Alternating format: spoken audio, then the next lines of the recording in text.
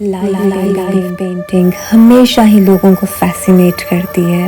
ये कभी भी आउट ऑफ फैशन नहीं होती। पर क्या आप जानते हैं कि अगर दिमाग की ट्यूनिंग हाथों के साथ सेट ना हो तो बहुत कंफ्यूजिंग हो जाता है कि सामने ऑब्जेक्ट पर आप एग्जैक्टली कहाँ थे और कैनवस पर आप कहाँ थे। कितना सारा टाइम इसी कंफ्यूजन में गुजर जाता है। और लाइव पेंटिंग में माय फ्रेंड्स इतना टाइम नहीं होता। एक एक्सरसाइज है जिससे आप प्रॉपर ट्यूनिंग कर सकते हैं अपने हाथों की, दिमाग की और आँखों की कोऑर्डिनेशन को सेट कर सकते हैं ताकि आपके सब्जेक्ट के थकने से पहले आपकी पेंटिंग कंप्लीट हो जाए। इस तरह तसल्ली से लाइव पेंटिंग 1-2 घंटे में कंप्लीट कर सकते हैं। Live portraits, animal painting, landscape painting, everything can be more enjoyable. हमारी टीचर्स हमें मुख्तलिफ लोकेशंस पर लेकर जाती थी। तकरीबन 3 घंटे में हम 2 ऑयल पेंटिंग्स कंप्लीट करते थे ऑन लोकेशन। घोड़ों का अस्तबल, रावी और भी कई लोकेशंस पर लेकर गई। पर इन सबसे पहले उन्होंने हमें यही एक्सरसाइज करवाई। आप बहुत आसानी से ये एक्सरसाइज घर पे कर सकते हैं। इसके लिए आपको चाहिए कुछ पेपर्स और एक पेंसिल, एक चारकोल पेंसिल और थोड़ा सा टाइम। सबसे पहले पेपर पे कुछ लाइंस बनाएं, सर्कल्स बनाएं या कोई भी शेप्स। कोशिश करें कि पेंसिल को पेपर से कम उठाएं। हाथों को थोड़ा फ्री करें, पेंसिल को चलाएं, गोल गोल घुमाते जाएं। इस तरह थोड़ी प्रैक्टिस करें कुछ देर।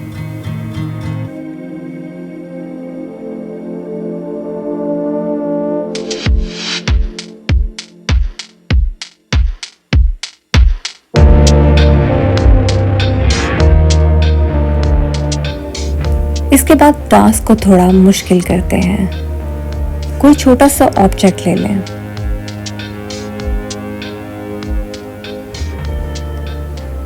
इस ऑब्जेक्ट की शेप सिंपल होनी बहुत ज़रूरी है ताकि आप इसकी आसानी से ड्राइंग कर सकें।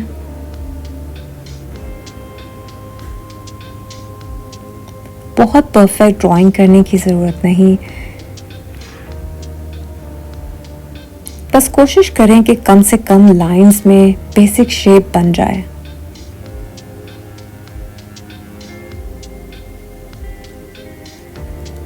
आपने इसमें शेडिंग बिल्कुल नहीं करनी, सिर्फ लाइन से ड्राइंग करें। अगर ड्राइंग गलत बन जाती है तो फिर भी इसको कंप्लीट करें। किसी भी चीज को रब करना अलाउ नहीं है। Just keep going. इसके बाद चारकोल पेंसिल ले लें। अब हम टास्क को थोड़ा और मुश्किल कर देंगे।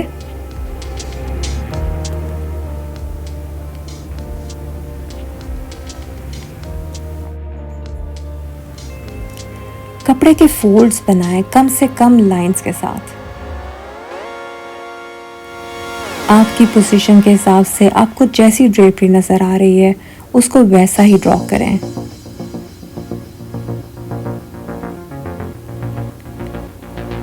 अब टास्क को और मुश्किल बनाते हैं। कुछ ऑब्जेक्ट्स को मिला के रखें ताकि दिमाग को और मुश्किल टास्क मिले। चारकोल को आप वैसे भी रब नहीं कर सकते।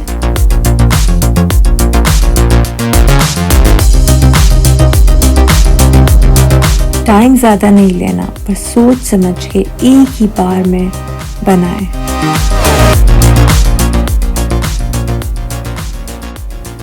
जैसी शेप आपको नजर आ रही है वैसा ही बनाएं। चीजों की बेसिक शेप को दिमाग ने मेमोराइज किया होता है। वो आपको बार बार कहेगा कि गलत बना रहे हो। आपने दिमाग को चीज़ों के नए एंगल से इंट्रोड्यूस करवाना है।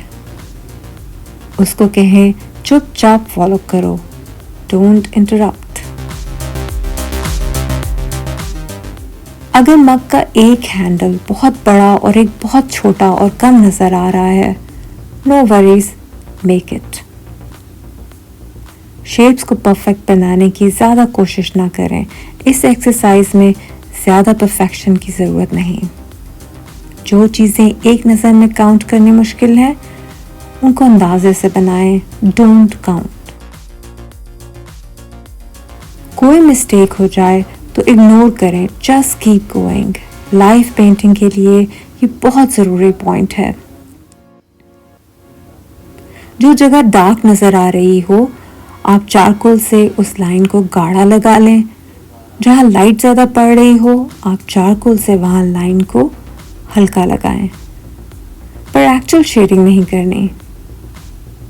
किसी ऑब्जेक्ट की फिर से ड्राइंग बनानी हो तो ऑब्जेक्ट का एंगल चेंज करें या अपनी पोजीशन चेंज करें। सेम एंगल सेम पोजीशन से 2 बार नहीं बनाना। दिमाग को पता चलेगा कि इस काम में उसने मेमोरी से कम और ऑब्जर्वेशन से ज़्यादा काम लेना है। ड्राइंग करते वक्त आप देखें कि चीज़ें कहाँ कट हो रही हैं। पर्सपेक्टिव का ध्यान रखें। ओवरलैपिंग को गौर से देखें।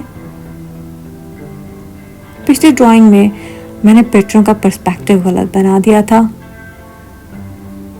पर्सपेक्टिव में ऊपर वाली पिक्चरें बड़ी और नीचे वाली छोटी नज़र आ रही हैं। मैंने पिछली ड्राइंग में ऊपर वाली छोटी और नीचे वाली बड़ी बना दी थी। अपनी मिस्टेक से सीखते हुए हर ड्राइंग में कुछ ना कुछ इम्प्रूव करें।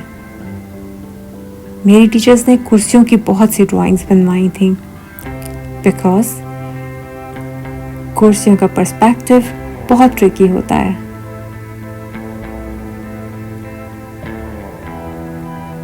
आप डाइनिंग टेबल की चेयर्स बना सकते हैं।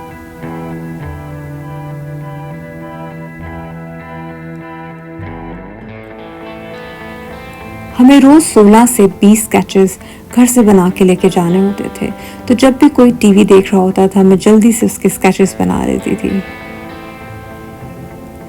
अगर सब्जेक्ट पोज चेंज कर ले तो आप अपने स्केच को रोक कर नया स्केच शुरू कर दें। बहुत अच्छी प्रैक्टिस हो जाती है इस तरीके से।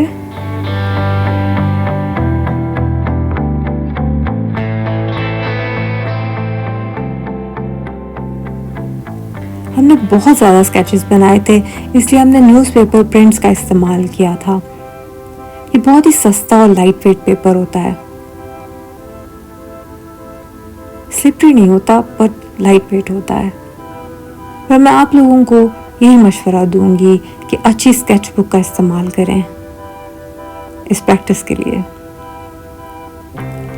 बुरे पेपर पे ड्राइंग करना मुश्किल हो जाता है और अच्छे पेपर पे इफेक्ट बहुत अच्छा आता है।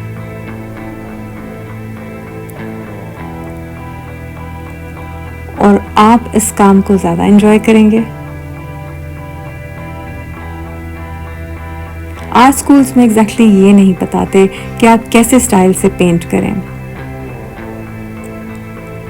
बल्कि आपके माइंड और हाथों की ट्रेनिंग इम्पॉर्टेंट होती है ताकि आप अपने यूनिक स्टाइल को ढूंढ सकें आसानी के साथ। तो मेरी ये वीडियो अगर सेल्फ थॉट आर्टिस्ट को अच्छी लगी है तो please let me know this. मैंने रियलिस्टिक पेंटिंग की बहुत इंपॉर्टेंट इंग्रेडिएंट पे एक वीडियो बनाई है। नेक्स्ट वीडियो आप वो देख सकते हैं, उसमें बहुत नई चीज़ें मिलेंगी आपको सीखने को।